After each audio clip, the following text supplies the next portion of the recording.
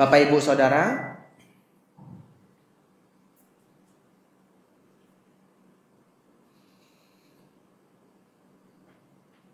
dari semua ajaran Sang Buddha, semua yang bisa Bapak Ibu ingat, yang paling penting adalah yang ada di kertas Anda sekarang. Ya, semua. Anda mau mengatakan teori yang bagian mana saja, tidak ada yang lebih penting dari yang sedang Anda pegang. Mau yang serumit apa, sesulit apa, enggak. Yang paling penting yang di tangan Anda. Kok sepenting itu Bante? Baik, begini. Seseorang mungkin berpikir yang paling penting itu adalah pengetahuan meditasi. Ya. Tetapi kalau Bapak Ibu ingat kisah hidup Sang Buddha sebelum mencapai kebuddhaan, beliau ikut 3 grup. Ya. Grup yang pertama 5 pertapa penyiksa diri, betul ya? Grup yang kedua adalah guru yang bernama Alara Kalama, ya. Dan grup yang ketiga adalah guru yang bernama Uddaka Ramaputta. Bapak Ibu nggak hafal atau nggak pernah dengar, nggak apa-apa, ya. Dengar hari ini. Nah, di antara 3 grup ini, guru Alara Kalama dan guru Uddaka Ramaputta, beliau berdua mencapai tingkat meditasi yang tertinggi. Tidak ada yang lebih tinggi lagi. Yaitu apa? Arupa jana 3 dan arupa jana keempat. Ya, kalau Bapak Ibu tidak begitu paham bedanya apa Bante, pokoknya yang 2 ini sudah mentok. Ya, sudah yang tertinggi. Tapi beliau berdua tidak mencapai arahat. Aneh ya? Meditasi sudah tingkat tertinggi tapi tidak mencapai arahat. Mungkin kesucian yang lebih rendah Bante. Baik, kesucian itu ada 4 level. Kesucian 1, 2, 3, dan 4. Ya. Kalau bahasa Hokkiennya, Teitko, Tejiko, Tesako, Tesiko. Ko itu buah. Ya. Kenapa pakai ko? Karena Sang Buddha pakai ko. Dalam bahasa Pali disebut pala. Bahasa Indonesia Anda sebut pahala. Nah, ya. Apa itu pahala? Buah. Ya. Sudah berbuat baik, dapat enggak buahnya? Dapat. Nah, jadi sudah berbuat baik, apa buahnya? Apa pahalanya, ya? Jadi pahala itu buah. Bapak Ibu Saudara, kita kembali fokus. Pertanyaannya adalah, mengapa 2 guru hebat ini mencapai meditasi mentok yang tertinggi, tidak mencapai arahat, tesiko, buah keempat. Bahkan tidak mencapai yang ketiga, kedua, bahkan yang pertama. Sotapanna aja tidak capai. Padahal ada seorang saudagar kaya, pengusaha besar. Namanya adalah Anathapindika, ya. Tapi Anathapindika itu bukan nama asli, itu gelar. Anatha artinya tanpa rumah. Pindika artinya pelindung. Jadi Anathapindika itu adalah bapak yang suka melindungi para homeless, ya, orang yang tidak punya rumah. Bapak Ibu Saudara, bahkan Anathapindika itu mencapai tingkat kesucian Sotapanna, padahal dia bukan pertapa. Aneh ya? Pertanyaannya, kenapa bisa demikian? Kenapa yang mencapai meditasi tingkat tinggi tidak mencapai kesucian, tapi seorang pengusaha yang bukan pertapa mampu mencapai kesucian? Jawabannya ada di tangan Anda. Karena mereka yang tidak mencapai kesucian belum memiliki pandangan benar. Ya, kalau Anda sangat rajin, Anda tulis di kertas Anda, kalau Anda bawa pen, MN spasi 117. Ya, tulis aja di atas MN spasi 117. Itu apa Bante? Itu adalah Majjhima Nikaya 117. Masukkan ke Google, tulis di belakangnya bahasa Indonesia. Nanti keluar yang bahasa Indonesia. Anda baca. Di sana Sang Buddha mengatakan meditasi yang benar itu dimulai dari pandangan benar. Baik. Bapak Ibu, hari ini kita kelas serius ya. Kita belajar kelas serius. Bapak Ibu pegang modul di tangan Anda. Jadi belajarnya pakai energi, banyak hafalan dan harus dihafal ya. Jadi seharusnya Anda sebelum datang tadi makan dulu ya. Jadi energinya terpakai. Ya, harusnya makan dulu jadi energinya terpakai ya. Bapak Ibu Saudara, hafalan yang pertama. Apa yang dimaksud pandangan benar ya? Jalan Mulia berunsur 8 itu ada 8 poin. Pandangan benar, pikiran benar, ucapan benar, perbuatan benar, penghidupan benar, usaha benar, perhatian benar, meditasi benar. Nggak usah dihafal dulu, nggak apa-apa. Itu nanti ada di kertas kita hari besok, ya, hari terakhir. Tapi Jalan Mulia berunsur 8, nomor satunya pandangan benar, betul? Betul ya? Nah, atau yang belum hafal hari ini. Jalan Mulia berunsur 8, nomor satunya apa? Pandangan benar, ya. Baik. Apa yang disebut pandangan benar? Pandangan benar itu harus memiliki 3 hal. 1, memahami baik dan buruk. Yang kedua, memahami hukum kama wipaka. Yang ketiga, memahami 4 kebenaran mulia. Saya ulang ya. Yang pertama, memahami baik dan buruk. Yang kedua, memahami hukum kama wipaka. Dan yang ketiga, memahami 4 kebenaran mulia.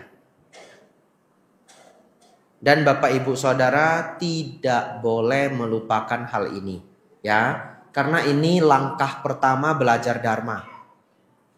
Apalagi Bapak Ibu yang ingin jadi pengajar. Ya, kenapa? Ini langkah pertamanya. Lucu kalau langkah pertamanya nggak hafal. Itu sangat lucu. Kalau yang bagian lain nggak hafal, nggak apa-apa. Pancabala apa Bante? Aduh, lupa-lupa ingat ya, nggak apa-apa. Satabojangga Bante, nggak apa-apa. Tapi ini pandangan benar, ini first step. Benar-benar langkah pertama. Ya. Jadi ketika ditanya nanti sama adik-adik yang SD, karena ini kan pelajaran SD. Jalan Mulia berunsur 8. Ya, dia tiba-tiba nanya kita, Koko, Uncle, Onti, atau siapa aja, pandangan benar itu apa? Nah, kita bisa jawab, ya. Paham baik dan buruk, paham hukum karma, paham 4 kebenaran mulia. Saya masuk langsung ke 4 kebenaran mulia supaya Anda semangat, ya. Biasanya saya masuk dulu baik dan buruk apa, hukum karma apa, enggak apa-apa. Nanti kita balik. Kita masuk ke modul dulu supaya Anda semangat. Mari kita lihat modulnya Bapak Ibu.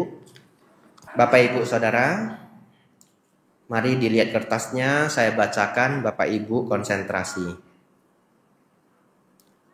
Pusat dari keseluruhan ajaran Sang Buddha adalah 4 kebenaran mulia. Cattari Arya Saca.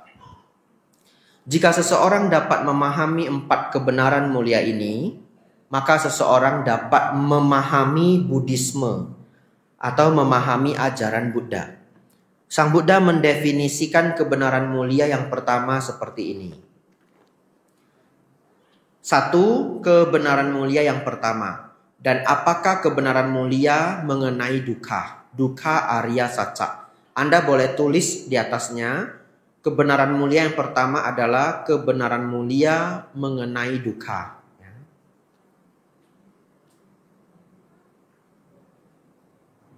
Jadi Bapak Ibu Saudara, dukkha yang sedang kita bahas ini bukan bahasa Indonesia. Kalau dukkha bahasa Indonesia, DUKA, yaitu hanya artinya penderitaan, artinya tragedi, ya, artinya hal yang buruk. Mirip, ya, cukup mirip, tapi beda. Bedanya apa? Bedanya kalau dukkha seluruh definisi ini, dari atas sampai bawah. Nanti kita sudah baca ini semua, kita simpulkan menjadi 1 kalimat. Tapi kita harus mengerti dulu secara lengkap ya. Mari kita lihat. Kelahiran adalah duka. Menua adalah duka. Kesakitan adalah duka. Kematian adalah duka. Kesedihan adalah duka. Ratap tangis adalah duka. Rasa sakit, duka cita, dan keputusasaan adalah duka. Berpisah dengan yang dicintai adalah duka. Berkumpul dengan yang tidak disukai adalah duka. Jadi memang benar duka itu penderitaan ya, tetapi Sang Buddha membahasnya secara lebih luas. Sang Buddha merujuk pada penderitaan fisik dan penderitaan batin. Penderitaan fisik yaitu sakit karena penyakit, umur tua, kelelahan dan sebagainya. Penderitaan psikis atau batin yaitu segala penderitaan mental, ketakutan, kebosanan, kekhawatiran, duka cita, kesepian, dan keadaan psikologis negatif lainnya. Kita berhenti sebentar Bapak Ibu. Ya, Anda boleh tandai bagian ini. Penderitaan psikis atau batin, yaitu segala penderitaan mental. Jadi Bapak Ibu Saudara, dalam Dharma, segala ketidaknyamanan batin itu adalah duka. Ya, segala ketidaknyamanan batin itu adalah duka. Dari yang kasar sampai yang lembut. Yang lembut seperti apa Bante? Bosan. Kan tidak mungkin ya kalau kita pakai bahasa Indonesia, kita sekedar bosan, kita ngomong sama teman kita, aduh hidup saya duka. Ya, apalagi dia bukan Buddhis. Hah? Kamu duka apa? Bosan? Bosan kok duka? Orang tua meninggal itu baru duka, betul ya? Ya, jadi duka dalam bahasa Indonesia memang bukan duka dalam bahasa Dhamma. Kalau duka dalam bahasa Dharma, bahkan yang selembut ini, selembut bosan, ya. Segala penderitaan mental, takut, bosan, khawatir, duka cita, kesepian, dan keadaan psikologis negatif lainnya. Oleh karena itu Bapak Ibu, Sang Buddha sering mengatakan sungguh sulit para manusia itu luput dari duka. Sungguh sulit. Contoh, kalau orang hidupnya sudah baik, ya, secara ekonomi baik, keluarga lengkap, sehat semua, pekerjaan baik, ya, tempat tinggal baik, tidak ada musibah. Apakah dia bebas dari duka? Duka secara dharma? Enggak. Jawabannya enggak. Dia bisa aja gampang bosan, betul ya? Dia bisa aja ketemu tetangga yang enggak disukai. Udah lengkap semua, tapi enggak bisa atur tetangga. Ya, beli rumah di komplek yang mahal. Anda paling belinya 1 atau 2. Bisa ketemu tetangga yang menjengkelkan. Nggak suka saya bantu tetangga yang menjengkelkan. Gak apa-apa, beli aja sekomplek. Nah iya toh. Nah, Anda harus beli sekomplek kalau nggak mau tetangga yang menjengkelkan. Ya. Nah, atau beli aja tanah sendiri nggak ada tetangganya ya. Nah, tapi nanti kalau ada masalah stres juga ya. Teriak tolong nggak ada yang datang. Bapak Ibu Saudara, kita lanjutkan. Menjalani kehidupan adalah mengalami penderitaan dalam taraf yang banyak ataupun sedikit. Sang Buddha tidak menyangkal akan keberadaan kesenangan dan kebahagiaan. Ya, jadi ingat ya, ajaran Buddha itu bukan ajaran yang mengajak kita menderita. Salah ya. Kita membahas penderitaan supaya tidak menderita. Jadi umat Buddha itu selayaknya ingin bahagia. Ya, kita lanjutkan. Sang Buddha hanya berusaha membawa perhatian kita pada fakta yang sangat jelas bahwa penderitaan adalah bagian dari kehidupan kita seutuhnya. Dilingkari bagian ini sangat bagus. Sang Buddha hanya berusaha membawa perhatian kita pada fakta yang sangat jelas bahwa penderitaan adalah bagian dari kehidupan kita seutuhnya. Ya, jadi Setelah kita membaca ini, kita belajar satu kebijaksanaan Bapak Ibu ya. Anda boleh tulis di bawah, Anda boleh tulis di samping, terserah ya. Apa kebijaksanaannya? Yaitu bisa menerima penderitaan atau perubahan ya. Jadi bisa menerima penderitaan atau perubahan.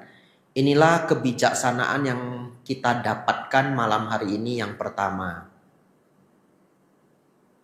Karena kita sudah memahami penderitaan itu adalah bagian dari kewajaran hidup. Kita berusaha menghindari sepintar mungkin ya. Tapi kita nggak bisa menghindari semuanya. Dan ketika tidak terhindarkan, bagaimana belajar untuk menerima. Kalau Bapak Ibu saudara-saudari tidak mau menerima, sakitnya 2 kali lipat ya. Kalau bisa menerima, sakitnya cuma setengah ya. Saya kasih contoh. Anda tidak mungkin menghindari ketuaan, tidak mungkin ya, tidak mungkin. Jadi pada saat umur 22 mau ganteng seganteng apapun ya, atau kalau yang ibu-ibu mau ayu seayu apapun, begitu umur sudah 45 mulai ini keriput muncul ya. Anda boleh berjuang, boleh. Saya berjuang Bante, silahkan ya. Digosok-gosok kah, dipijet-pijet kah ya. Kasih serum, aduh apa saja dah boleh, boleh. Karena menghindari penderitaan ya boleh. Tapi pertanyaannya, bisa ndak Anda kabur selamanya? Gak bisa. Cuma bisa dikurangi ya. Jadi dalam dharma umat Buddha, umat ya bukan pertapa, mau ngurangi keriput itu wajar aja. Ya, umat ya untuk menghindari keriput wajar. Tapi kalau keriputnya sudah diusahakan bagaimanapun tidak terhindarkan, Anda jangan menderita. Anda harus senyum. Inilah kehidupan. Ya, susah ya. Untuk ibu-ibu susah, untuk bapak-bapak nggak susah. Nah, untuk ibu-ibu lebih susah. Nah, kalau tidak bisa menerima kenyataan, setiap Anda bercermin, Anda stres. Makin Anda stres, Anda mengkerut begini, makin tambah ini. Garisnya makin bertambah. Apalagi sakit lutut, ya toh? Sakit lutut loh kalau udah berumur. Kalau udah berumur itu sendi itu biasanya gampang sakit. Ya, dapatnya random. Ada yang dapat sakit lutut, ada yang sakit pinggang, ada yang sakit bahu, frozen shoulder. Itu ada nama penyakitnya. Nah, enggak Bante, enggak kena lutut, enggak kena pinggang, enggak kena bahu Bante, sakit kantong. Ada juga ya. Nah, jadi kalau kita sudah sakit lutut, sakit pinggang, sakit bahu gimana Bante? Diobati sepinter mungkin. Diobati. Tapi kalau tetap sakit bagaimana? Nah itu dharmanya dikeluarkan. Walaupun tubuhku sakit, pikiran tidaklah sakit. Ya, walaupun tubuhku sakit, pikiran tidaklah sakit. Dengan begitu penderitaan kita cuma setengah. Tapi kalau kita nggak bisa nerima badan kita sakit, maka penderitaan kita 2 kali lipat. Bapak Ibu Saudara harus latih itu sebaik mungkin. Ini ada rekaman, jadi saya nggak jadi cerita. Ya tadi saya mau cerita sedikit, cerita asli gitu ya. Tapi ada rekaman saya nggak jadi. Ya, yaitu apa? Sebagai biku kadang ya umat datang ke saya. Bante, saya sudah divonis, umur saya tinggal 1 tahun. Umur saya tinggal 1,5 tahun. Ada yang tinggal 3 tahun ya. Jangankan 1,5 tahun. Kalau seseorang divonis tinggal 6 tahun tetap stres. Tinggal 10 tahun pun stres. Mau dikasih tahu tinggal berapa tahun tetap stres kok. Betul ya? Nah kalau tidak pernah berlatih menerima kenyataan bahwa penderitaan itu kewajaran, maka kita akan 3 kali lipat lebih berat, 4 kali lipat lebih berat. Ya, oleh karena itu sebelum kita divonis, banyak berbuat kebajikan. Bapak Ibu sudah hebat malam hari ini, datang dengar Damaklas, betul ya? Jadi satu ketika kita divonis entah apa aja, kita tahu hidup saya sudah baik. Ya, saya sudah banyak berbuat kebajikan. Tidak apa-apalah. Tidak ada orang yang keluar dari kehidupan ini hidup-hidup. Ya, tidak ada orang yang keluar dari hidup ini hidup-hidup. Itu bahasanya Acan Bram. Lanjut. Ini wisdom pertama Anda hafal, Anda pakai dalam kehidupan sehari-hari. Penderitaan itu wajar adanya. Ya, bisa menerima adanya perubahan. Tapi cari solusinya ya. Umat Buddha itu tidak pasif. Kalau ada solusinya nyari. Gunakan solusinya. Kalau tidak ada solusinya tidak apa-apa. Sabar. Jadi jangan nanti lututnya sakit mau dibawa ke dokter tidak mau. Gak usah. Kata Bante Abhijato, anicca. Dukkha. Enggak ya. Itu keliru paham ya. Sudah sakit pinggangnya, aduh, sampai amsyong-amsyong, mau tidur aja nggak bisa ya. Anaknya bawa ke dokter dikasih anti sakit, ya. Dia bilang sama dokternya, dokter nggak perlu kasih saya anti sakit. Hidup itu duka dokter. Dokter nggak paham dharma. Nah, dokternya bilang, ya silahkan sakit ya. Nah kan pilihan toh. Wah di rumah menjerit-jerit mau tidur nggak bisa ya. Setiap salah sedikit, wah sakit sekali. Ya itu tidak sesuai dharma. Boleh makan obat, betul ya? Makan obat anti sakit, dihitung dosisnya. Selama tidak merusak ginjal, tidak merusak liver. Lanjut. Kendati pun manusia pada umumnya telah berusaha untuk menghindari penderitaan dan mendapatkan kebahagiaan, namun masih jarang yang merasa telah menemukan kepuasan dan kebahagiaan internal dari dalam diri. Benar enggak ini Bapak Ibu? Sudah berusaha nyari kebahagiaan dari kecil sampai sekarang. Ada enggak yang merasa belum menemukan kebahagiaan sejati? Atau gampangnya merasa hidup masih kurang, ya? Saya pikir semua orang kalau diinterview ada kurangnya, ya. Ada Bante, keinginan saya ini belum tercapai. Kalau keinginan ini sudah tercapai Bante, saya bahagia Bante. Padahal enggak kok. Nanti kalau udah kecapai keinginannya nambah. Percaya saya. Ya.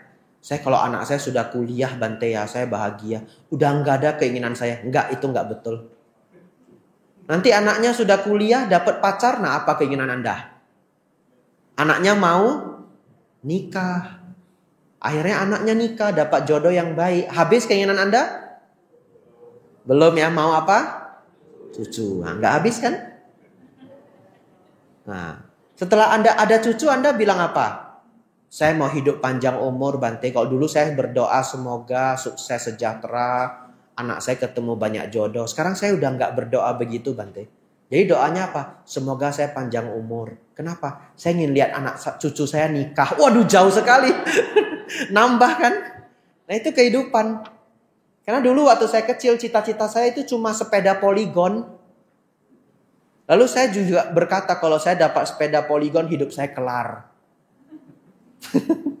Tidak betul ya. Makin dewasa nambah. Makin dewasa nambah. Tapi di sini Sang Buddha memberitahu kita.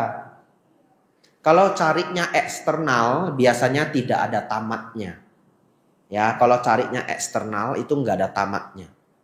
Anda dapat mobil yang paling Anda suka pun setelah beberapa tahun pengen nambah, pengen upgrade ya.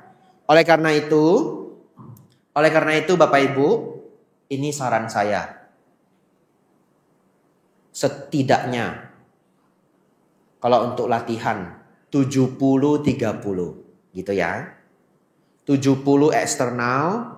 Anda senang dengan pangkat Anda di pekerjaan, toko Anda yang bagus, membanggakan. Anda punya brand sendiri ya. Kadang orang punya kafe, punya brand, pagi-pagi bangun ke kafe dia seneng loh. Ya, Lihat kafenya ada brandnya dia merasa berhasil gitu. Boleh 70%. Tapi Anda harus cari 30% kebahagiaan yang tidak ada hubungannya dengan eksternal. Ya, apa itu Bante? Senang jadi relawan di wihara. Misalkan ya, datang bantu wihara bagian apa saja sesuai keahlian Anda. Senang hati Bapak Ibu? Senang hati. Mendengarkan ceramah Dharma, ya, Bante favorit Anda. Setiap kali dengar Dharma senang. Nah, itu bukan eksternal, itu internal. Meditasi, ya, duduk bagi yang senang, ya. Anda cari Bapak Ibu Saudara kebahagiaan internal Anda. Bahkan termasuk baca buku yang bagus. Nah, 30%. Nanti sudah pinter, nambahin. Sampai 50-50. 50% eksternal, 50% internal. Anda tahu untuk apa Bapak Ibu? Karena Anda tidak bisa atur kebahagiaan eksternal 100%. Anda nggak bisa ngatur. Karena Anda nggak bisa ngatur, kebahagiaan Anda bisa direnggut. Kalau selama ini Anda punya kebahagiaan eksternalnya 100%, direnggut kebahagiaan Anda, habis Anda, depresi total. Habis. Contoh ya, kafe yang sangat dibangga-banggakan. Mereknya keren. Kafe Abi, misalkan ya. Ini dipecat nanti saya, ini ada rekamannya nih ya. Contoh aja biar lucu ya. Kafe Abi. Wah, satu Kepri cabangnya 10 Bapak Ibu. Membanggakan? Banggakan. Pagi-pagi bangun, nah lihat dulu brand saya, Abi gitu. Nanti ke Uban, lihat udah gimana, ke Batam, lihat. Happy enggak? Happy. Andaikan itu 100% kebahagiaan saya. Saya tidak ada kebahagiaan internal. Saya happy kalau lihat toko saya, happy kalau lihat itu laporan profit. Nah ya. Nah, happy kalau saya jalan-jalan ke luar negeri. Semua eksternal. Happiness saya semua eksternal. Tiba-tiba COVID Bapak Ibu. Kafe saya 10 bangkrut. Gantung diri Bapak Ibu. Kenapa? Karena saya nggak ada kebahagiaan lain. Kebahagiaan saya semuanya eksternal. Tapi bagaimana kalau kebahagiaan kita itu 50 eksternal, 50% internal? Anda selalu sangat bahagia kalau bisa makan malam bersama keluarga. Ya, Anda hargai itu Bapak Ibu. Ya, ini tips hidup dari saya. Setiap Anda bisa makan bersama keluarga, ngumpul, mau itu makan pagi, makan malam, hargai itu. Happy. Happy. Tidak semua orang bisa begitu. Buktinya saya nggak bisa begitu. Nah, saya mau makan malam sama keluarga nggak bisa. Makan malam aja nggak boleh. Keluarga nggak punya. Ya toh? Saya cuma bisa minum teh. Nah itu di atas saya bikin teh 4 gitu untuk saya sendiri. Mejanya kosong, tehnya 4. Lalu ngomong sendiri, minum ya silahkan. Jawab sendiri, makasih Bante. Iya enggak apa-apa. Nah itu saya bisanya cuma begitu. Nah betul ya. Lalu Anda lihat saya dari jauh. Ini kayaknya Bantenya sudah error gitu. Anda pulang, Anda bisa makan malam bareng keluarga. Bahagia. Itu internal. Ya, itu mau apapun yang terjadi di dunia ini. Selama Anda bisa ngumpul keluarga, Anda punya kebahagiaan. Senang bantu orang, dengar dharma, praktik dharma, dana sila samadhipanya, meditasi. Tidak ada orang yang bisa mencuri kebahagiaan internal Anda. Lanjut ya. Anda boleh tulis nomor 2. Wisdom yang kita dapatkan ya. Jadi saya juga tulis di sini Bapak Ibu ada angkanya ya. Belajar mengembangkan kebahagiaan internal.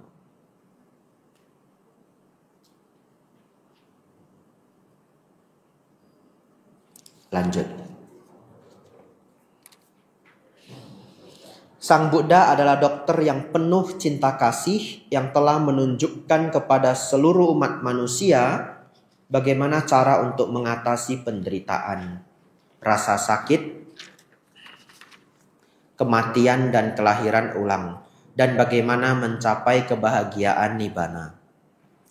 Dari sini kita dapat melihat bahwa ajaran Sang Buddha sangat berdasarkan kebenaran, sacca.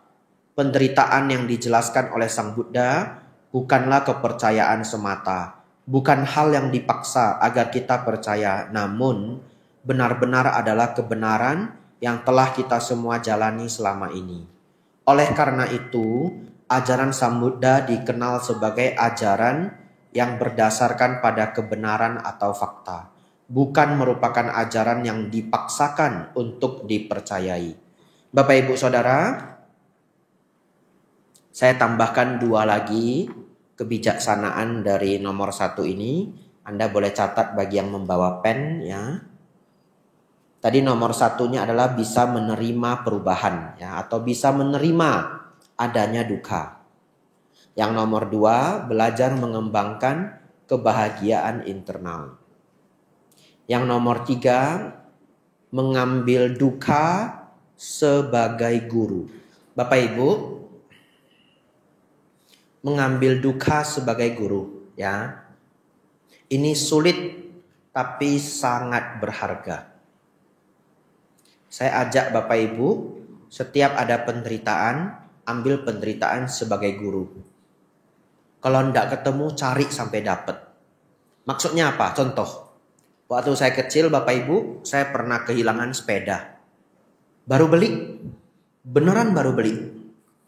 Karena baru beli, saya lupa. Saya punya sepeda baru, lupa. Karena baru beli.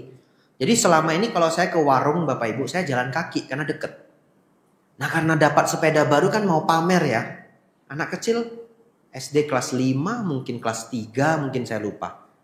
Ambil pertengahan dah, SD kelas 4 ya. Jadi saya naik sepeda Bapak Ibu, pergi ke warung deket itu cuma kayak depan situ. Pulangnya jalan kaki. Dan lupa punya sepeda.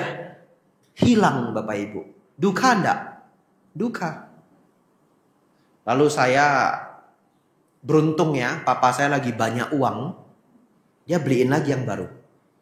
Dalam waktu seminggu.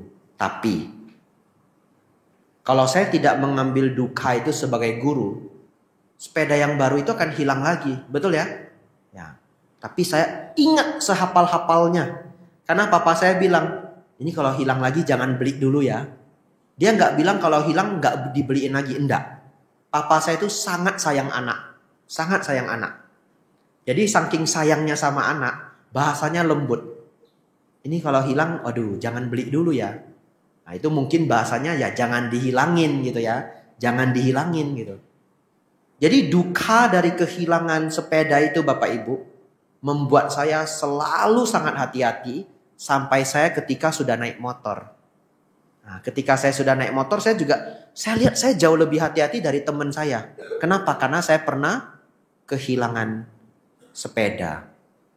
Jadi Bapak Ibu Saudara, setiap Anda mengalami duka apapun itu. Tadi saya contohnya mah gampang, cuma sepeda. Ada orang dukanya berat Bapak Ibu, gudang kebakaran. Gudang kebakaran Bapak Ibu ya. Jadi Bapak Ibu, ini real story ya, ada umat yang cerita ke saya, gudang dia pernah kebakaran. Habisnya M Bapak Ibu. Ini cerita nyata Bapak Ibu, umat gudangnya kebakaran. Tapi apa hikmahnya? Ini yang mau saya bagi ke Anda. Umatnya bilang, sayang Bante. Padahal saya sudah feeling, barang di gudang saya banyak sekali. Harusnya premi asuransinya saya naikin. Ngerti maksudnya? Ya, gudang itu kalau kebakaran asuransi bayar Bapak Ibu. Tapi kalau premi Anda kecil, dia bayarnya kan sesuai premi. Ya. Jadi ketika barang di gudang 2M, biasanya 700 juta, ini barang di gudang 2M, preminya naikin Bapak Ibu. Nanti dia bayarnya lebih banyak. Tapi kalau orang tidak pernah kena masalah gudang kebakaran, kepikiran nggak nambah premi asuransi? Nggak kepikiran, karena itu kayak buang uang ke laut. Betul ya? Nah oleh karena itu, Bapak ini belajar duka sebagai guru. Tapi Bapak Ibu bisa jadi orang bijaksana. Apa maksudnya Bante? Ini. Orang bodoh tidak belajar dari kesalahannya.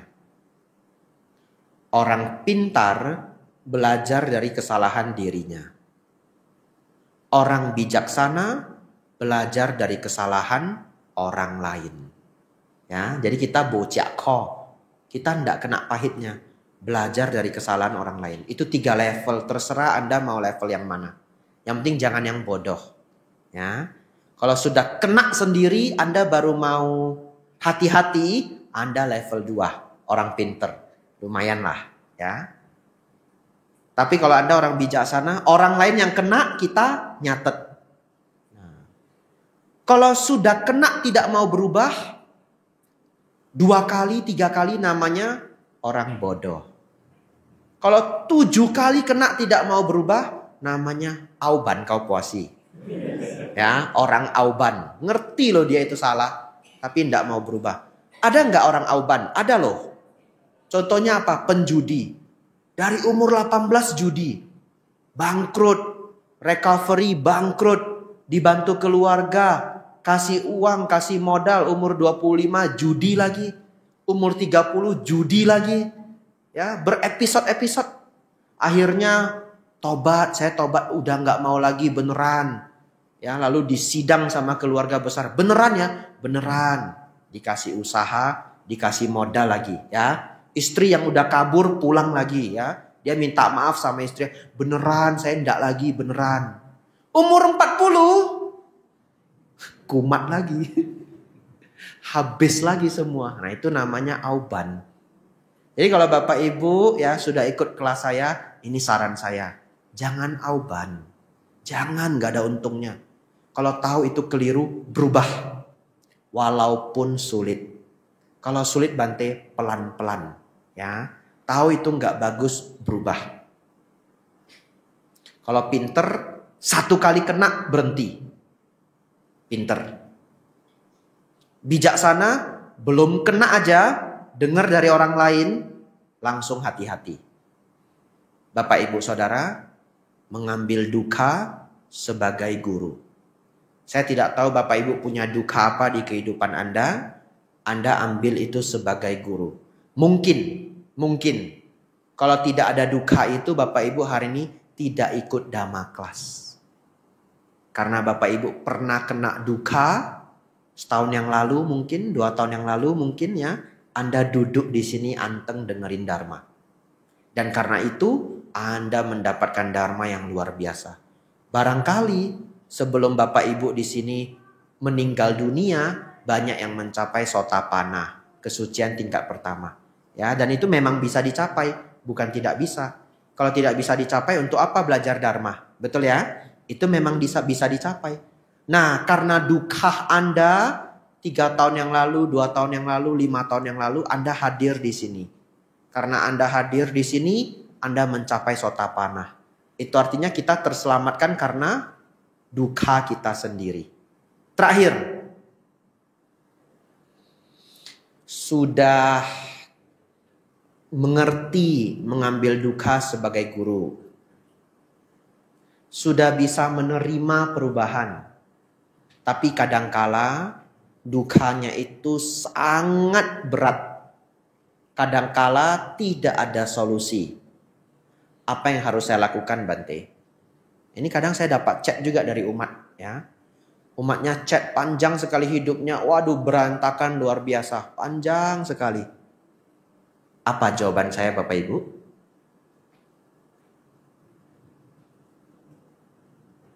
Sabar. Nah itu. Ya, itu catat itu nomor 4 itu. Sabar. Itu. Habis sudah ini ilmu terakhir ini. Sudah ilmu terakhir, ya. Sabar. Lalu Sang Buddha mengatakan kesabaran adalah tapa tertinggi, ya. Tapa maksudnya kepertapaan, betapa, meditasi. Jadi kalau Bapak Ibu ingin tahu meditasi atau tapa, semedi bahasa Jawanya, yang paling tinggi kesabaran. Jadi Bapak Ibu yang ikut kelas Dharma hari ini, belajarlah menambah kesabaran. Ya, ada istilah orang sekarang ya, kesabaran setipis tisu. Saya nyari tisu nggak ada Bapak Ibu. Ya, saya nggak pakai. Mau tak jadiin contoh aja. Ya, tapi saya nggak pakai. Nanti kalau perlu saya minta. Jadi ada orang bilang kesabaran setipis tisu. Anda jangan Bapak Ibu ya. Kesabaran Anda setebal batu beton. Itu Anda, ya, umat VGV. Ya, karena Sang Buddha mengatakan kesabaran adalah tapa tertinggi. Kadang kita bisa kena masalah, beneran gak ada solusinya, mentok udah gak ada. Memang udah gak ada solusinya, mau gimana nyarinya gak ada. Anda datang ke Bante A, Bante B, Bante C, semua gak ada solusi. Semua ikut pusing. Datang ke saya. Cerita panjang 2 jam. Gak ada solusi. Nah, jawaban saya cuma satu. Apa Bapak Ibu? Sabar. Nah, itu. Ya. Jadi saya tahu nih ada ini dalam hatinya ini mau sudah mikir ini. Bante, hidup saya Bante berat sekali, masalah ini, masalah itu, ini. Gimana Bante sudah 3 tahun, sudah 4 tahun, gak ada solusi gini. Nah, itu jawaban saya. Sabar. Ya, sabar. Kita lanjut ke kebenaran kedua Bapak Ibu ya. Nanti sebelum pulang kita flashback lagi. Karena ini harus jadi skill yang Anda dapatkan malam hari ini. Bapak Ibu Saudara, 4 kebenaran mulia itu sangat menarik ya. Kalau 4 kebenaran mulia ini saya dipaksain untuk cuma boleh jelaskan 2. Maka saya akan menjelaskan yang nomor 2 dan nomor 4. Belum masuk nomor 4 enggak apa-apa ya. Kalau saya dipaksa cuma menjelaskan 2 nomor, saya akan menjelaskan nomor 2 dan nomor 4. Kenapa? Nomor 1 itu mendukung nomor 2. Nomor 3 itu mendukung nomor 4. Ya. Jadi antara nomor 1 dan 2, yang 2 ini sangat penting. Nomor 1 adalah pendukungnya. Mari kita baca sepenting apa yang nomor 2 ini. Kebenaran mulia yang kedua. Kebenaran mulia yang kedua adalah kebenaran mulia dari sebab penderitaan, sebab duka. Bahasa Palinya Dukkha Samudaya Arya Saca. Sang Buddha memberitahukan kepada kita bahwa semua penderitaan yang kita alami secara langsung ataupun tidak langsung disebabkan oleh nafsu keinginan atau ketagihan, tanha, dan ketidaktahuan. Tolong Bapak Ibu garis bawahi bagi yang bawa pen ya. Dimulai dari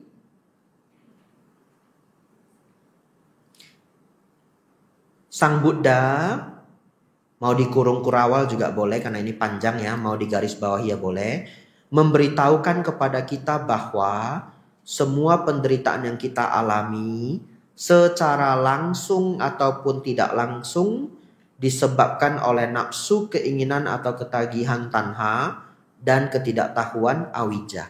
Ini kalimat yang super penting Bapak Ibu ya. Ada tabel Bapak Ibu, lihat ya di kotak ini. Nafsu keinginan ditambah ketidaktahuan sama dengan penderitaan. Atau dalam bahasa Pali, tanha ditambah awija adalah dukkha. Nanti saya sangat ingin menjelaskan ini. Tapi supaya lengkap, saya bacakan dulu di kalimat selanjutnya. Sebagai contoh, seseorang dapat saja memiliki hasrat sangat tinggi untuk menjadi kaya. Karena ia berpikir bahwa uang dapat membuatnya bahagia. Oleh karena ia tidak sanggup menjadi kaya, ia menjadi frustasi dan tidak puas. Hubungan antara nafsu keinginan, menginginkan uang, dan ketidaktahuan, secara keliru mempercayai bahwa uang membawa kebahagiaan, secara sangat jelas terlihat sebagai sebab dari penderitaan orang tersebut. Ini ada foto Bapak Ibu ya. Orang ini adalah Jim Carrey, artis sangat terkenal ya. Banyak yang Bapak Ibu mungkin pernah nonton filmnya. Dia mengatakan, I think everybody should get rich and famous and do everything they ever dreamed of so they can see that it's not the answer. Artinya apa? Saya pikir setiap orang harus menjadi kaya dan terkenal dan melakukan segala sesuatu yang mereka impikan. Sehingga mereka dapat melihat bahwa itu bukanlah jawabannya. Ini sulit Bapak Ibu ya, sulit. Sulitnya apa? Kalau orang belum pernah kaya, kita ngasih tahu dia kaya itu bukan segalanya, umumnya menolak. Serius. Ya. Kalau orang belum pernah terkenal, kita ngasih tahu dia jadi terkenal itu biasa-biasa aja. Enggak. Dia sangat sulit percaya. Apalagi kalau waktu muda dia sering dihina. Dia sering diabaikan. Dia mungkin bertekad, saya harus dihargai. Saya harus terkenal. Tapi nanti kalau dia sudah ngalamin, ya, dia sudah kaya, dia sudah terkenal, dia baru mau setuju. Ternyata kebahagiaan itu bukan serta-merta karena dua hal ini. Begitu ya. Tapi saya mengerti. Kan tidak semua orang di ruangan ini Beyonce gitu ya. Atau Tao Mingse ya. Kita nggak pernah juga jadi Tao Mingse. Atau siapa lagi yang terkenal ya. Nggak pernah. Saya juga tidak pernah jadi anaknya Bill Gates. Saya nggak pernah. Tapi kita bisa simulasi Bapak Ibu. Dengan simulasi ini, kita bisa lumayan memahami hal ini. Ya, saya adalah tipe orang yang sangat tidak auban. Kalau saya dapat nasihat dari profesional, saya langsung ambil nasihat itu dengan sangat serius. Apa maksudnya profesional? Tapi saya punya skill. Skill yang tidak semua orang punya. Skill saya adalah apa? Saya sangat pintar riset. Saya bisa cek orang ini legit apa enggak. Contoh, kalau saya dapat, tak cari contoh yang bagus. Baik, misalkan dia adalah seorang penjelajah hutan, ya, tugasnya menjelajahi hutan. Apakah camping, apakah instruktur militer, apakah hobi, apapun itu, camping, tapi dia sangat sering di hutan, ya, atau para bante yang sudah sering tinggal di hutan, ya. Lalu kita diberi ilmu. Kamu kalau nampak ular, ularnya diem, kamu jangan ganggu ular itu ya. Tapi kalau ularnya nggak diem nggak apa-apa. Kenapa Bante? Misalkan kalau orang itu biku ya, atau kenapa Pak gitu ya. Lalu dikasih tahu, kalau kita ketemu ularnya diem, pede. Dia diam aja di sana. Dia tahu ada orang, dia tahu. Dia diam aja. Artinya ularnya sangat beracun. Tapi kalau ular itu tidak beracun, dia nampak manusia, lari dia Bapak Ibu. Ya, ini saya kasih ilmu. Ini beneran dari biku hutan saya dapat ilmunya. Kalau Bapak Ibu ketemu ularnya diem, nah muter kita. Tapi kalau ularnya lari, santai. Itu ular tidak beracun. Nah, saya dapat ilmu ini dari seorang profesional Bapak Ibu. Orang yang beneran tinggal di hutan sudah 15 tahun. Ketika saya ke Wat Pananachat, wiara hutan di Thailand. Saya sangat tidak auban. Ya, tapi saya punya skill. Skill saya apa? Orang ini legit apa enggak? Saya pintar untuk ngeceknya. Nasihat dia bener apa enggak? Gitu ya. Nah, contoh lagi.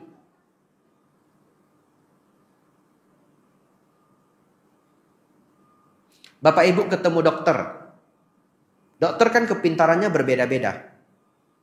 Dokter ini kerjaannya lihat hasil scan otak. Dan dia sudah lihat hasil scan otak 10.000 otak Bapak Ibu. Ya, dia sudah lihat hasil scan 10.000 otak. Lalu dia ngasih tahu kita. Saran saya, jangan terlalu banyak makan gula. Karena semua orang yang kena diabetes itu otaknya mengecil. Ini contoh aja ya. Saya sangat percaya nasihat seperti itu. Karena orang ini punya hak memberi nasihat itu. Karena dia sudah melihat 10.000 hasil scan otak. Atau dia memberitahu kita. Dari semua hasil scan otak yang saya lihat. Orang yang konsumsi ginkgo biloba itu punya otak yang paling bagus. Dari situ saya hafal, oh ginkgo biloba. Dan yang barusan Anda dengar itu real. Ada videonya di YouTube. Ya, take a day, TED.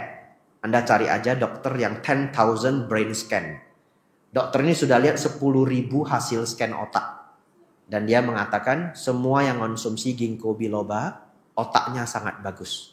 Tapi Bapak Ibu, karena saya punya skill ini sama. Kalau orang ngirimin saya sesuatu, hasil penelitian di Tiongkok selama 15 tahun begini. Konsumsi ketumbar dapat menyelesaikan ini. Faktanya apa langsung bisa kita ambil Bapak Ibu? Jawabannya jangan ya, itu cuma broadcast ya Bapak Ibu ya. Nah, kalau Anda tidak punya skill untuk ngecek ini benar apa enggak, Anda harus hati-hati. Tidak semua nasihat itu benar. Baik, kita harus lanjut ya. Kok jadi bahas ketumbar saya ya? Simulasinya begini Bapak Ibu.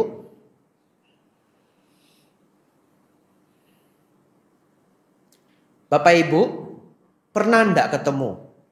Di mana aja boleh. Di mana aja boleh. Di sinetron ya boleh. Ya, di drama ya boleh. Kehidupan asli ya boleh. Keluarga ya boleh. Ada orang yang kaya raya, pabriknya 3, mobilnya 20, tapi dia mengatakan hidupnya tidak bahagia. Ada? Ya, mau di drama, sinetron, hidup sebenarnya boleh. Ya, tersanjung ya boleh. Ya. Atau lebih simpel lagi, ini ada datanya. Pernah nggak Anda dengar orang bunuh diri tapi dia nggak miskin? Pernah? Simpel kan? Simpel banget. Bisnisnya masih jalan, semua masih oke. Tiba-tiba dapat berita dia loncat dari gedung. Itu sudah bukti kecil Bapak Ibu. Kekayaan bukan artinya kebahagiaannya maksimal 24 jam. Ya, lanjut. Terkenal, sama simulasinya. Pernah nggak dengar kabar orang terkenal bunuh diri? Anda cek di Google ya. Daftar selebritis Hollywood yang bunuh diri. Langsung keluar daftarnya. Ada satu yang sangat terkenal. Ada yang hafal namanya? Laki-laki yang main film Jumanji waktu saya kecil. Nggak ada yang tahu ya. Apa? Tahu ya Ci ya? William something gitu ya. Yang main film Jumanji. Ya, itu orang bahagia loh Bapak Ibu. Orang terkenal loh. Bukan orang bahagia, maaf. Orang terkenal loh. Terkenal banget loh dia. Filmnya banyak sekali. Bunuh diri. Ya, jadi kita bisa lihat orang terkenal ada yang bunuh diri. Orang kaya ada yang bunuh diri. Itu udah simulasi untuk kita. Bahwa uang itu bukan penentu kebahagiaan yang mencakup keseluruhan. Nah, itu bahasanya.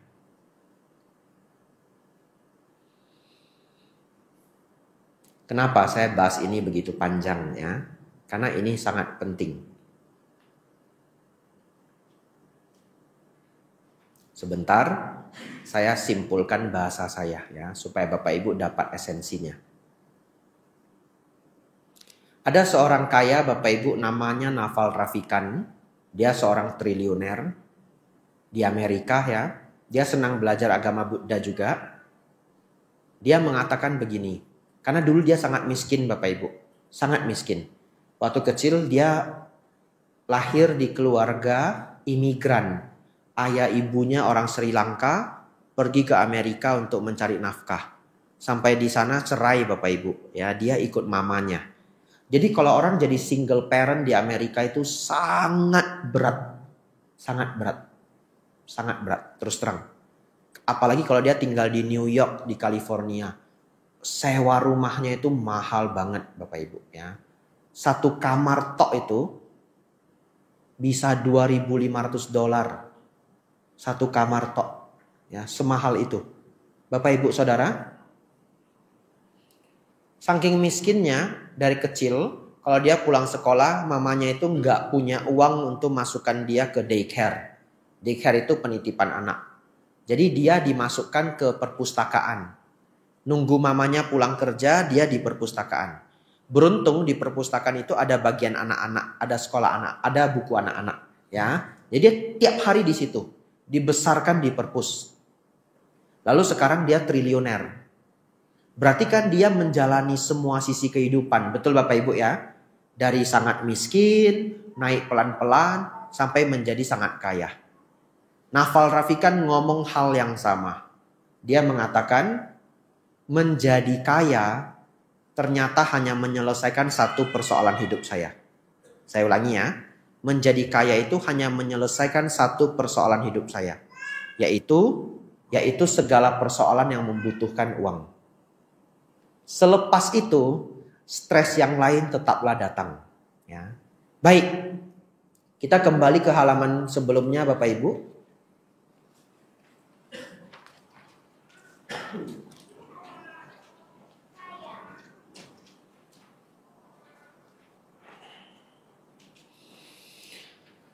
Semoga dengan saya menjelaskan masalah kaya dan terkenal begitu panjang, hampir 12 menit saya habiskan untuk menjelaskan itu. Fungsinya apa menjelaskan itu sampai sebegitu panjang? Fungsinya agar Bapak Ibu, saudara-saudari mulai memfokuskan diri mengembangkan kebahagiaan internal, ya. Anda tingkatkan kebahagiaan internal Anda, maka kualitas hidup Anda akan sangat tinggi. Bahkan lebih tinggi daripada mereka yang punya kekayaan tapi tidak punya kebahagiaan internal, ya. Tapi mari kita fokus ke bagan ini. Ini bagan ajaib Bapak Ibu. Bahkan kalau Anda punya penyakit pikiran yang nanti akan saya sampaikan, maka bagan ini nanti boleh Anda gunting, Anda taruhlah di dompet Anda. Ya. Apa maksudnya itu Bante? Baik. Mari kita baca baik-baik Bapak Ibu. Semua penderitaan kita sumbernya adalah keinginan, nafsu keinginan dan ketidaktahuan. Itu rumusnya Bapak Ibu. Setuju? Setuju ya? Bapak Ibu sudah setuju ya? Percaya nggak pada prakteknya Anda akan lupa? Contoh ya. Anggaplah kita punya tetangga Bapak Ibu. Tetangga ini ngundang temennya banyak sekali, 20 orang. Barbecue Bapak Ibu, 2 hari berturut-turut. Karena Anda tetangga yang baik, ya udahlah toleransi lah sesekali, ya. Temennya dari luar negeri semua ngumpul. Selama 2 hari Bapak Ibu, ya ribut, ada suara musik. Ya memang kalau udah di atas jam 10 dia kecilin, tapi ya tetap ada musiknya. Asap ya, kena asap Bapak Ibu ya. Lagi lapar tiba-tiba lewat asap ayam panggang gitu. Gak dibagi lagi ya toh.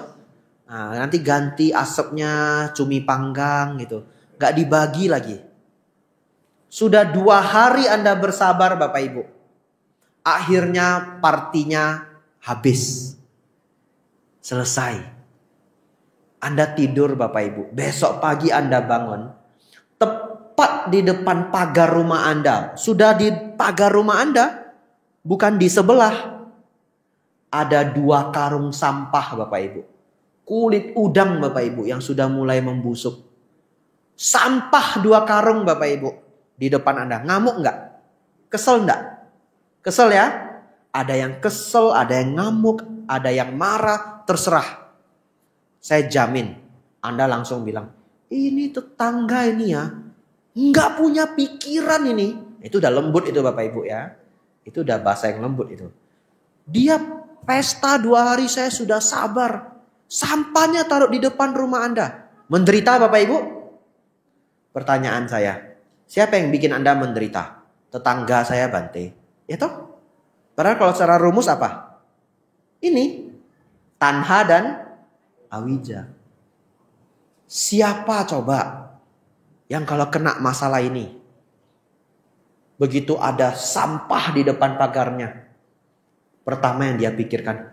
Tanha dan awija. Nggak ada. Nggak ada. Ya, nggak usah cerita kulit udang tetangga. Nggak usah. Nanti Anda pulang. Anda diganggu sama anak Anda ngamuk. Anda aja udah lupa itu. Tanha sama awija. Betul ya? Tapi pertanyaannya. Untuk apa kita perlu tahu rumus ini? Untuk apa? Jawabannya adalah ini tinggi nih ya, ini ilmu tinggi Bapak Ibu ya. Maka sejak hari ini Anda harus benar-benar tahu. Kalau Anda menderita, Yang membuat Anda menderita sesungguhnya adalah diri sendiri. Itu jawabannya. Diri sendiri. Percaya tidak percaya itu PR Anda.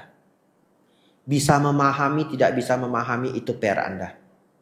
Ya, tapi semua penderitaan yang Anda alami yang membuat Anda menderita sesungguhnya diri Anda sendiri.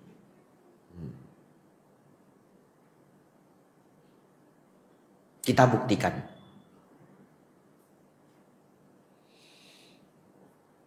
Ada orang kalau bawa mobil itu santai, ya. Ada orang kalau bawa mobil itu kayak kesetanan, Bapak Ibu. Ada orang bawa mobil santai.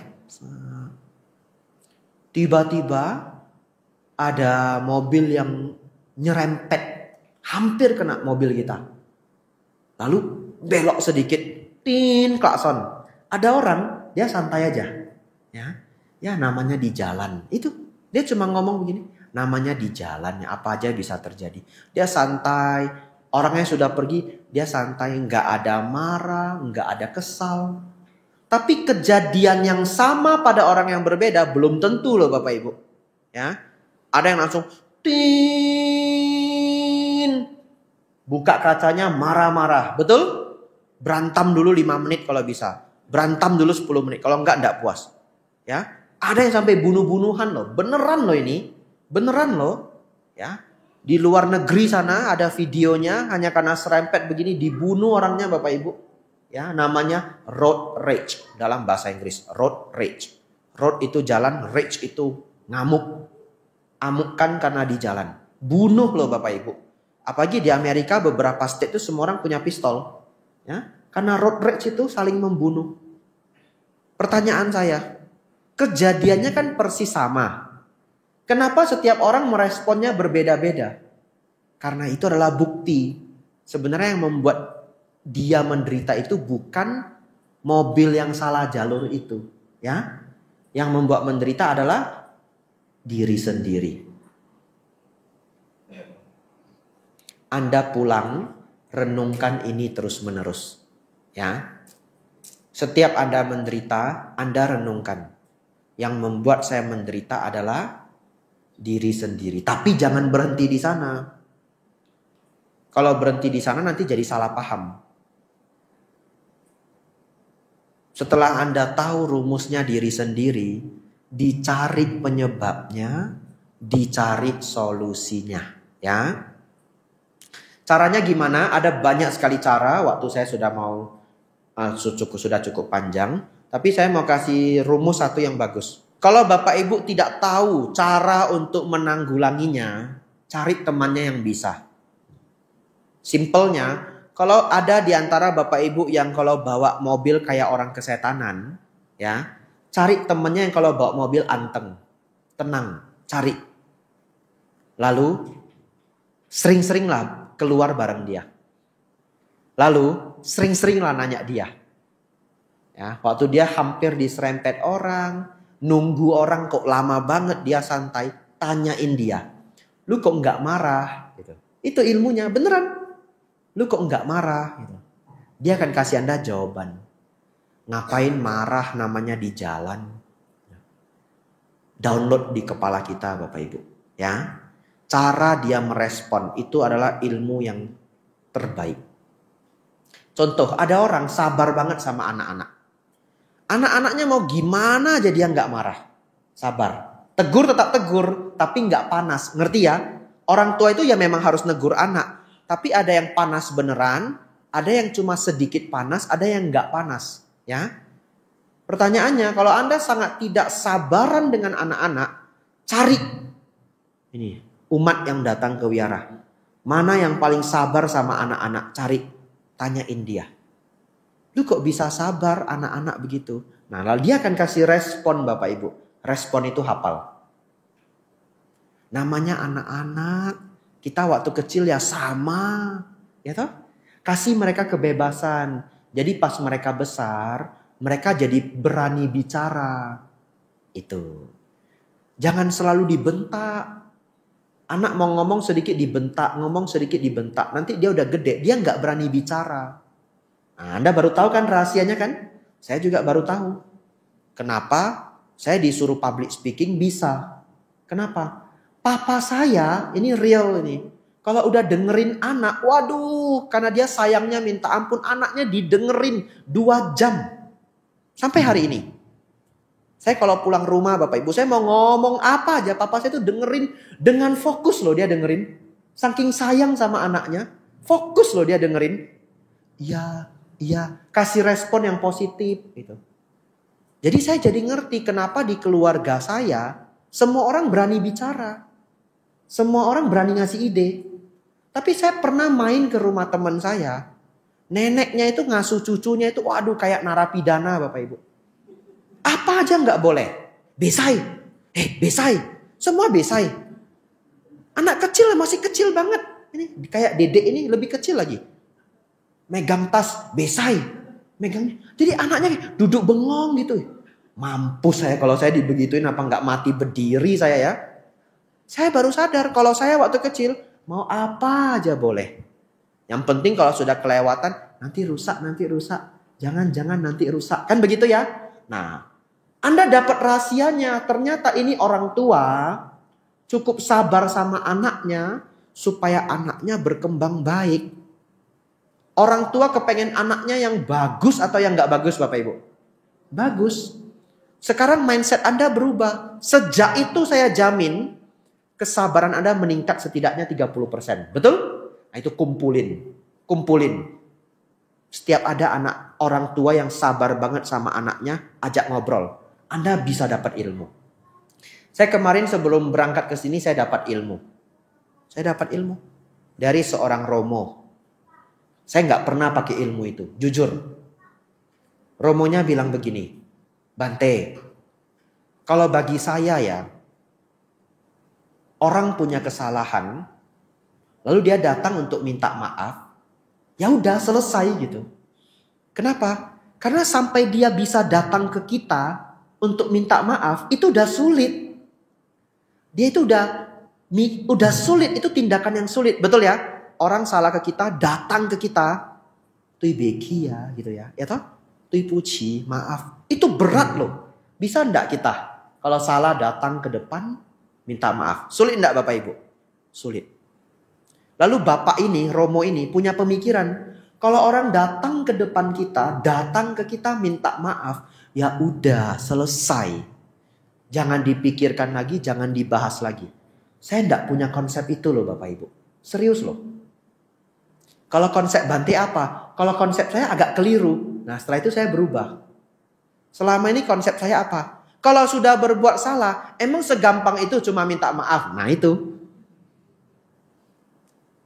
Kalau kita punya konsep, kalau sudah berbuat salah, emang segampang itu cuma minta maaf, tidak bertanggung jawab, tidak berubah diri.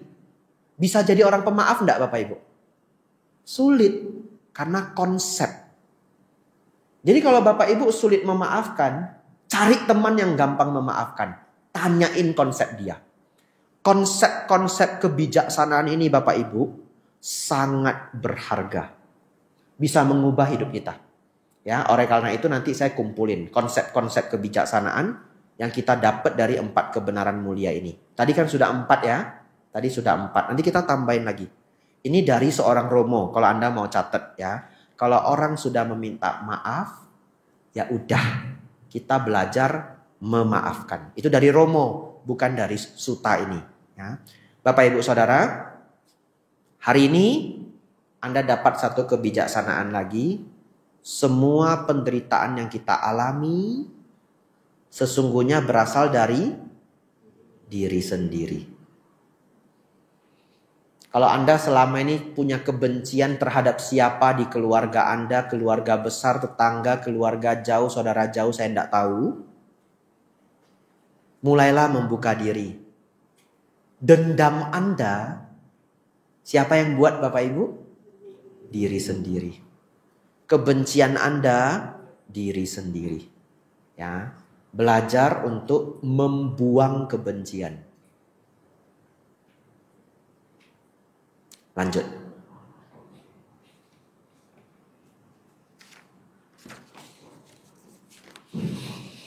Tapi bagaimana nafsu keinginan dan ketidaktahuan menyebabkan penderitaan fisik? Hal ini dikarenakan nafsu keinginan menciptakan karma yang membawa pada kelahiran ulang.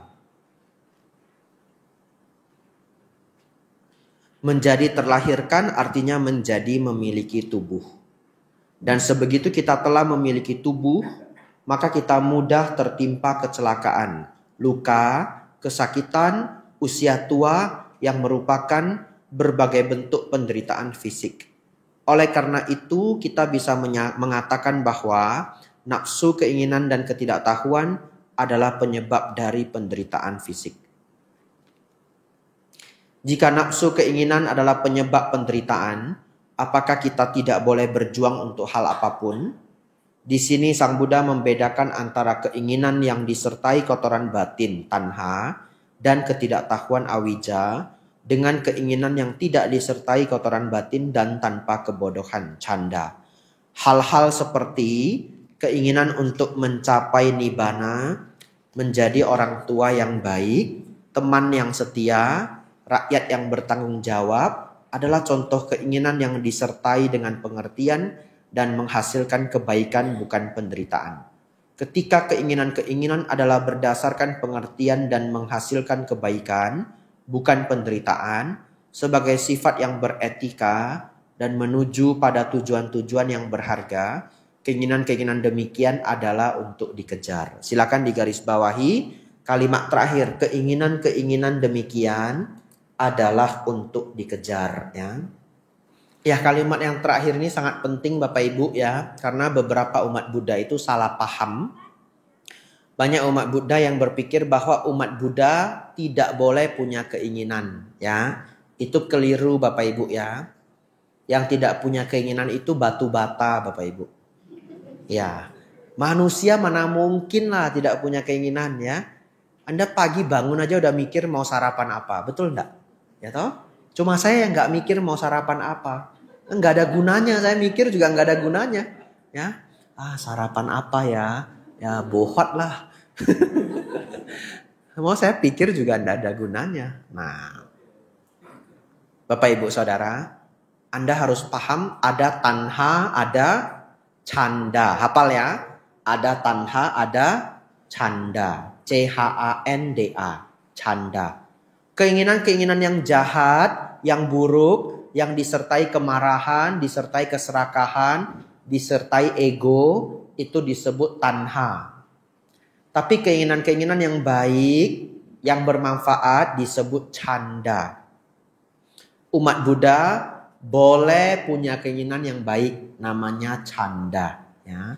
Ingin jadi samanera, ingin jadi atasilani, ingin bantu wihara, ingin sukses ya supaya anak-anak bisa saya kuliahkan ke luar negeri. Bante, saya ingin usaha saya lancar, saya bisa ngebahagiain orang tua. Itu canda, itu semua baik ya. Karena Anda bukanlah pertapa. Tapi kalau Anda nanti jadi biku, nah ada sebagian yang sudah nggak boleh gitu. Biku tetap punya canda, bukan tidak punya. Ya, biku tetap punya keinginan-keinginan yang baik. Tapi banyak keinginan-keinginan yang biku sudah tidak boleh miliki. Salah satu contohnya apa Bante? Biku tidak boleh bercita-cita menjadi dewa. Biku tidak boleh bercita-cita menjadi dewa. Umat boleh. Ya. Kenapa nggak boleh Bante? Karena kalau biku bercita-cita jadi dewa, itu sama aja kembali ke duniawi. Karena dewa istrinya banyak, dewa hidupnya mewah, dewa hidupnya megah. Ya. Dewa istrinya banyak Bapak Ibu. Ya dikatakan ada yang punya istri 1000 Bapak Ibu. Ini beneran ini ya. Tapi setelah saya ngomong begini ada yang jadi muncul cita-cita gitu. Biarpun di kehidupan ini istri saya 1, kelak saya akan terlahir sebagai dewa gitu. Nah, itu muncul cita-cita ini ya. Ya nanti dia sambil lihat istrinya, kamu tidak tahu, saya sudah punya cita-cita baru. Nah, Bapak Ibu Saudara, biku tidak boleh bercita-cita menjadi dewa. Cita-cita biku hanya boleh 1, mencapai nibbana. Tapi ada loh biku lahir jadi dewa, beneran loh.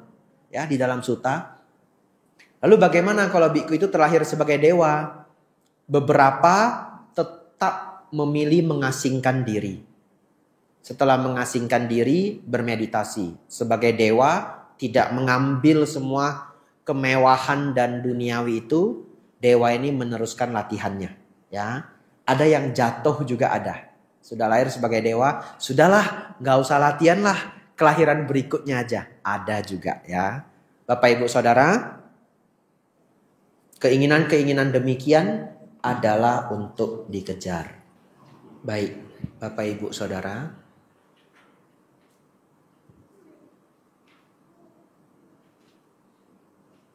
Banyak sekali penderitaan di dalam diri kita. Itu karena kita tidak pintar berpikir. Sangat banyak. Sangat banyak. Saya bahkan kepengen sekali nulis buku yang di dalamnya itu kumpulan kebijaksanaan yang langsung mengubah hidup. Ya, kepengen saya. Ya, tapi belum ada bukunya. Itu canda Bapak Ibu. Keinginan yang baik. Contoh, ada orang dalam hidupnya itu dia pakai konsep saya paling benci menunggu. Itu konsep yang dia entah dengar dari siapa, lalu dia pakai. Betul ya? Saya paling benci menunggu. Kira-kira kalau orang benci menunggu, hidupnya bahagia atau menderita? Menderita. Kapan kita bisa hidup sebagai manusia tidak menunggu? Betul? Setelah saya 10 tahun menjadi biku Bapak Ibu dan samanera, saya muncul satu skill. Skill saya apa? Saya sangat pintar menunggu. Ya, sangat pintar. Pulang dari Thailand Bapak Ibu harus karantina 10 hari. Saya karantina, masuk hotel 10 hari Bapak Ibu. Keluar dari karantina ditanya sama umat yang ngatur semuanya. Bante gimana selama di karantina, berat enggak? Enggak. Kenapa enggak berat Bante? Karena saya sudah di karantina selama bertahun-tahun. Ya, saya sudah di karantina bertahun-tahun. 10 hari mah bahagia saya. Anda silakan karantina saya di hotel 30 hari. Happy saya. Ya toh? Tapi apa yang mau saya sampaikan? Kalau saya naik pesawat Bapak Ibu, tiba-tiba dapat kabar pesawatnya delay. Saya sama sekali tidak ada stres sedikit pun di pikiran saya. Ini beneran. Tidak ada. Kok bisa Bante? Tidak tahu. Itu hasil latihan bertahun-tahun menjadi biku. Ya. Jadi akhirnya saya bisa mengatakan ke Bapak Ibu Saudara, saya senang-senang saja menunggu. Saya tidak mengatakan saya senang menunggu ya. Ya, rasanya kalau mengatakan saya senang menunggu rasanya lucu. Ya toh, rasanya lucu. Nanti Bapak Ibu besok mau jemput saya jam 5 sengaja datang jam 8. Ya toh? Saya tanya, kok datang jam 8? Katanya Bante hobinya menunggu. Nah, itu kena saya. Kena saya. Jadi saya tidak mengatakan saya senang menunggu. Tapi kalau menunggu ya senang-senang aja. Artinya kalau harus menunggu ya enggak apa-apa. Betul ya?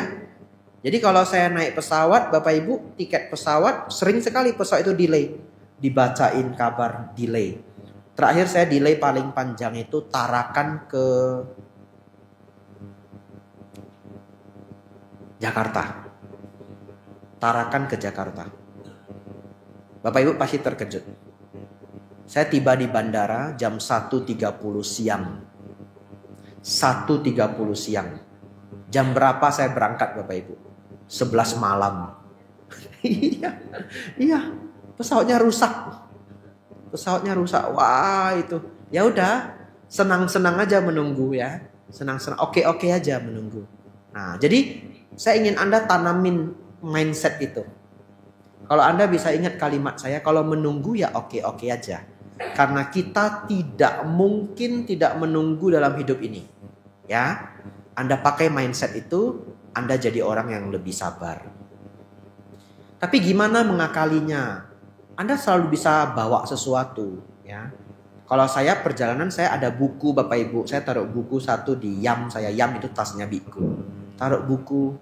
Jadi kalau harus menunggu 2 jam, 3 jam ya keluarin bukunya. Baca. Ya toh? Nah, jadi Anda cari sesuatu untuk dikerjakan. Nah, tidak ada yang tersiakan. Kalau nggak ada yang bisa dikerjakan, Bante, meditasi. Ya toh?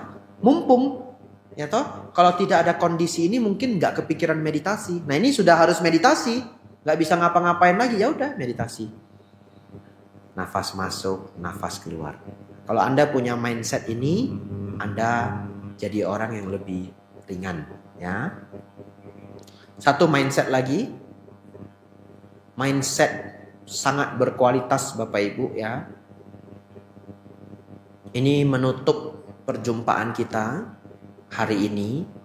Saking pentingnya mindset ini, sengaja saya tekankan ya sebagai nasihat terakhir. Baik, sebenarnya ilmu ini ada yang levelnya lebih gampang diterima dan ada yang levelnya lebih sulit diterima. Saya akan mulai dari yang gampang diterima, lalu saya lihat respon Anda. Kalau saya rasa respon Anda positif, saya lanjut yang nomor 2. Tapi kalau saya rasa cukup di nomor 1, nomor 2-nya kapan-kapan aja. Ya, saya lihat respon Anda. Ini ilmu mahal Bapak Ibu, ya. Bisa Anda praktekkan atau tidak bisa, itu ada di tangan Anda.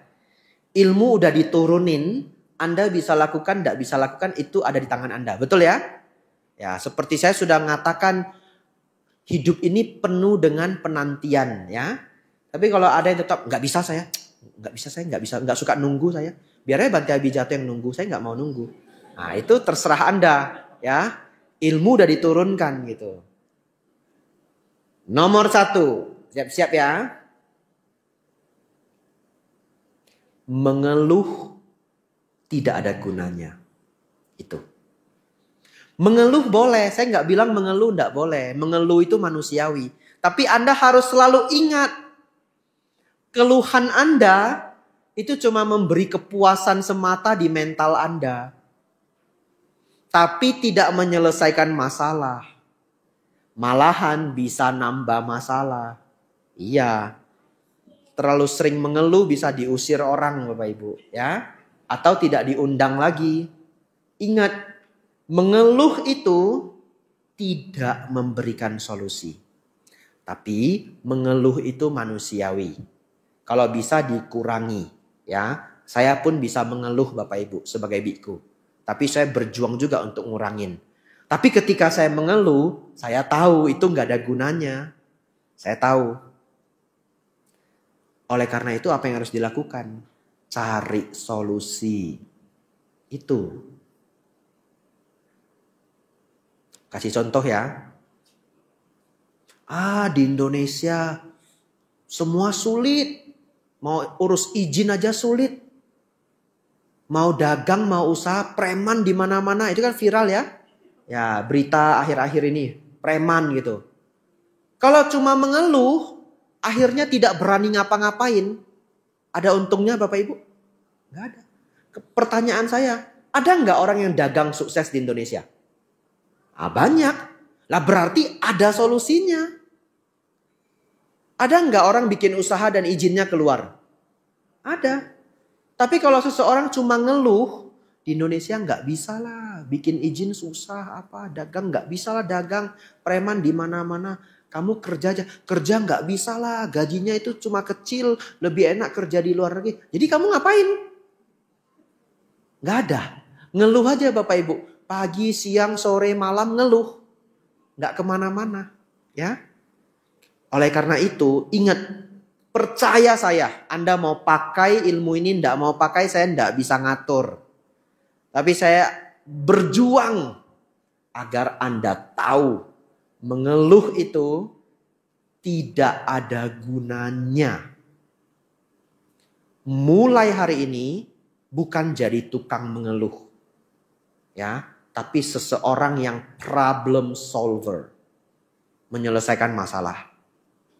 Kalau nggak sanggup menyelesaikan, diskusi sama orang yang lebih pintar. Nah, cari Ko Jason itu, Ko Jason. Ya, kepala wihara ya. Apa? Keraka-raka Sabah. Ya. Udah diganti. Ganti siapa? Ko Martin mana? Datang enggak? Tadi datang ya, sudah pulang ya. Baik ya. Tanya Ko Jason, karena Ko Jason yang ada di sini. Misalkan, kalau ngeluh, tidak ada gunanya. Begitu Anda mulai berhenti mengeluh, Anda jadi kreatif. Anda jadi kreatif. Selalu memikirkan solusi. Gitu ya. Anda naik satu level. Dan itu sulit. Sangat sulit. Anda yang tidak menanggapi saya serius 2 minggu lagi lupa kok. Tapi kalau Anda yang nanggapin saya serius, hidup Anda berubah. Jadi orang yang problem solver. Anaknya lasa, bikin rusak barang terus. Barangnya ditinggiin. Iya toh? Selalu ada solusinya. Anaknya bandel, sering main saklar. Dimarahin 10 kali namanya anak-anak. Diselotip. Cari penutupnya. Ada itu penutup listrik itu ada. Ya. Kalau Anda mau ngeluh, sampai kapanpun mau mengeluh itu selalu bisa. Tapi kalau Anda tidak mau mengeluh, Anda bisa cari jawabannya. Manusia itu sangat luar biasa Bapak Ibu. Ya. Bapak Ibu tahu enggak? Ada 2 saudara, namanya Robert Wright. 2 bersaudara. Mereka nyiptain apa Bapak Ibu? Pesawat. Coba bayangin. Enggak ada manusia bisa terbang di atas langit itu, enggak ada. Ini 2 ini kakak beradik. Kalau di Kepri namanya adik beradik. Ini 2 adik beradik ini kekeh mikirin caranya gimana bisa terbang coba. Aneh enggak orang ini? Coba ya saya mau ajak Anda Bapak Ibu kita kembali ke masa lalu. Enggak ada yang namanya pesawat, enggak ada. Tiba-tiba ada 2 saudara ini bilang, saya mau terbang di atas langit. Pakai apa? Pakai kayu sama baling-baling. Anda ketawa enggak? Ketawa. Jadi kalau Bapak Ibu cuma cerita Bante persoalan hidup saya itu Bante yang enggak ada solusinya. Bante mah gampang kalau ceramah. Bante istri aja enggak punya gitu. Bante enggak tahu. Masalah keluarga itu rumit Bante, rumit. Bante bobempek lah. Pokoknya Bante bobempek gitu. Boleh aukai gitu. Bapak Ibu Saudara. Itu orang di luar sana. Kayu aja kayu. Dibikin baling-baling gitu. Terbang Bapak Ibu. Betul ya? Bapak Ibu lihat pesawat itu sore-sore lewat. Bapak Ibu tahu enggak pesawat itu apa? Besi. Ya, pesawat itu besi. Besi aja bisa terbang. Artinya banyak enggak persoalan yang sudah mereka pecahkan jawabannya? Banyak. Besi aja bisa terbang Bapak Ibu Saudara. Jadi kalau Bapak Ibu nanti sedang masalahnya banyak, duduk di atas atap itu, lihat pesawat.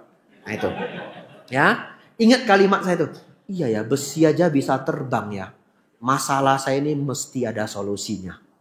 Mesti ada solusinya. Kalau belum ada, setidaknya saya tidak menyerah.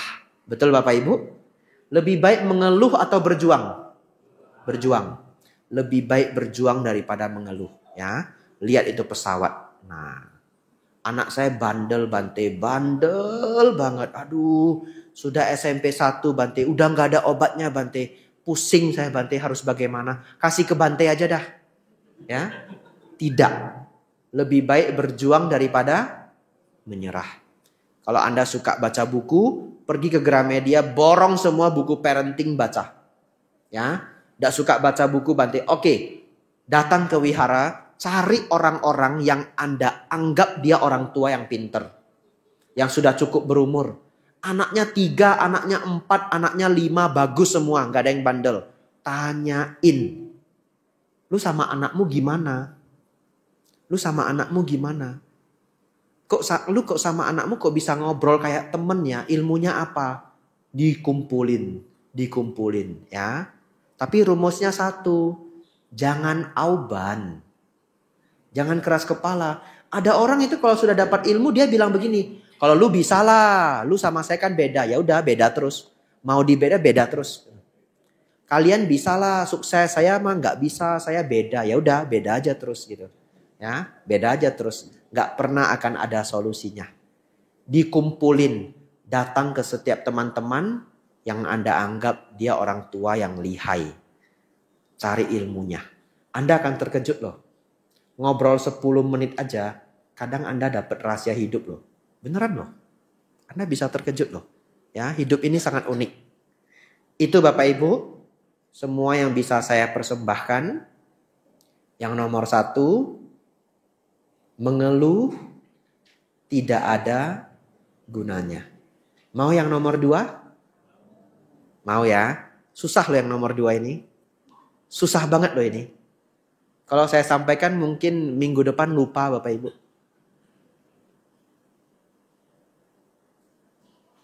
Nomor 2, wajar. Udah. Wajar. Apa itu Bante? Kalau Bapak Ibu orang sangat bijaksana, lihat apa aja wajar itu. Kalau tidak bijaksana, semuanya tidak wajar. Ya, orang bijaksana melihat semuanya wajar. Contoh, kita cerita dagang lagi biar enak ya. Dagang buka toko, premannya datang minta uang berlapis-lapis. Marah nggak Bapak Ibu? Marah. Wajar nggak? Nah, ada yang bilang wajar, ada yang bilang nggak wajar ya. Jawabannya wajar. Loh, apanya yang wajar Bante? Nggak wajar lah. Preman datang minta uang nggak wajar lah. Kalau kita flashback, kita pikirkan. Negara kita itu 270 juta jiwa. Kita lahir di tempat yang manusianya banyak. Kalau satu tempat manusianya banyak, rebutan enggak Bapak Ibu? Kompetitif. Kayak di India, kayak di Tiongkok, kompetitif. Ya. Kalau kita lahir di Luxembourg, di Norway, manusianya mah sedikit banget, tidak kompetitif. Pengangguran aja dikasih gaji sama pemerintah Bapak Ibu, tinggi lagi gajinya. Pengangguran di Norwegia itu gajinya lebih tinggi dari pekerja di Indonesia Bapak Ibu. Manusianya sedikit, sumber daya alamnya itu dijual, sumber daya pikir mereka jual, bisa ngehidupin seluruh rakyatnya. Kita 275 juta jiwa. Itu pun Indonesia sudah sangat hebat. Pendidikan cukup merata. Tapi pasti ada nggak orang yang tidak berhasil dapat pendidikan? Ada. Tidak dapat skill. Tidak dapat pendidikan. Keluarga broken home. Akhirnya bagaimana? Salah bergaul. Salah bergaul jadi apa? Salah satunya preman. Sekarang Anda sudah bisa melihat nggak? Adanya preman di beberapa tempat itu wajar. Ngerti nggak maksudnya? Bisa melihat hal itu wajar. Walaupun tetap ya nggak pengen ada preman di tempat itu, nggak pengen. Tapi adanya preman di tempat itu jadi kayak ya wajar. Kita tinggal di negara yang manusianya banyak. Itu maksud saya. Ilmu wajar. Sudah dapat wajarnya terus apa?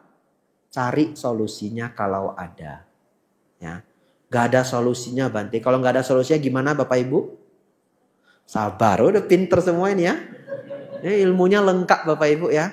Sudah wajar, cari solusinya. Gak ada solusinya, sabar. Itu ilmunya begitu. Wajar ini Bapak Ibu muncul di setiap waktu. Saya kasih satu contoh lagi. Anda dapat teman Bapak Ibu. Keponya minta ampun lah. Pokoknya kalau ketemu dia capek banget ya. Lengket terus sama kita. Nanya nggak habis-habis. Cari perhatian. Aduh pokoknya capek lah. Wajar enggak Bapak Ibu? Ini kayak agak-agak terpaksa ini.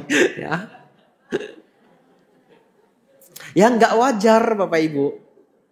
Orang begitu itu aneh gitu. Tapi setelah Anda tahu masa kecil dia. Ternyata ini fiksi Bapak Ibu ya, nggak ada orangnya ya, fiksi. Ternyata orang ini yatim piatu. Dari lahir sudah tidak pernah punya orang tua. Tinggal sama pamannya. Pamannya nggak sayang sama dia. Setiap kali dia ngomong sesuatu, pamannya bilang, lu tahu apa anak kecil? Anak kecil nggak usah banyak ngomong. Ya.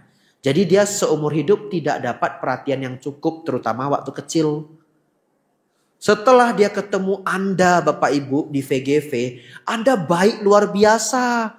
Penuh meta, karuna, mudita, UPK. Wah, itu cerita dia yang udah dia kumpulin 20 tahun Bapak Ibu ya. Keluar semua.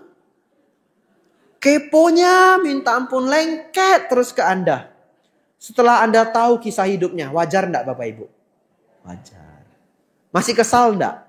Masih. Masih kesal ya, tapi berkurang ya. Itulah yang saya sebut ilmu wajar. Ya, ini enggak bisa saya lanjutkan. Sebenarnya kalau mau dibuat contoh bisa 10 lagi. Tapi ini ciri-cirinya orang bijaksana Bapak Ibu. Orang bijaksana itu selalu bisa mewajari segala hal. Dan orang yang tidak bijaksana, semuanya tidak wajar bagi dirinya. Ya. Kalau tidak bijaksana, bosu pian usu ya, usu pian tuasu. Nah itu orang tidak bijaksana. Orang bijaksana apa?